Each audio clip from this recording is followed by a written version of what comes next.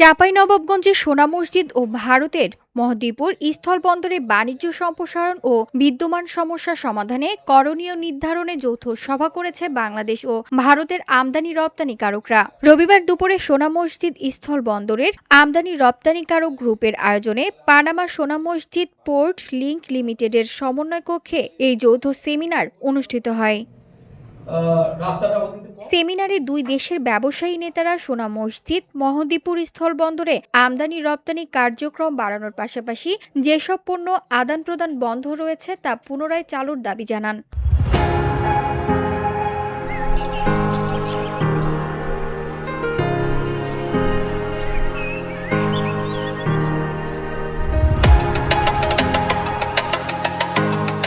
বাংলাদেশি ব্যবসায়ীরা বলেন, বিশেষ করে ফল ও মশলা জাতীয় পণ্যের আমদানি পুনরায় শুরুর ওপর জোর দেন। একই সঙ্গে ভারতীয় অংশের সরু রাস্তা প্রশস্তকরণের দাবি জানান।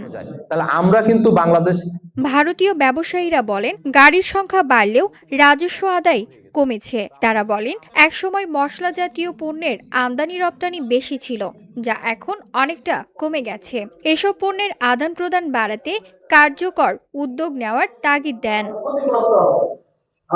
সেমিনারে সোনা মসজিদ আমদানি রপ্তানিকারক গ্রুপের ভারপ্রাপ্ত সভাপতি বাবুল হাসনাত দুরুলের সভাপতিত্বে অন্যদের মধ্যে বক্তব্য রাখেন সংগঠনটির সাধারণ সম্পাদক আরিফ উদ্দিন ইতি, দপ্তর সম্পাদক এসবি মাসুম বিল্লাহ, সোনা মসজিদ C&F এজেন্ট অ্যাসোসিয়েশনের আহ্বায়ক মোস্তাফিজুর রহমান সহ অন্যান্যরা। এছাড়া দুই দেশের ব্যবসায়ী নেতারা উপস্থিত ছিলেন।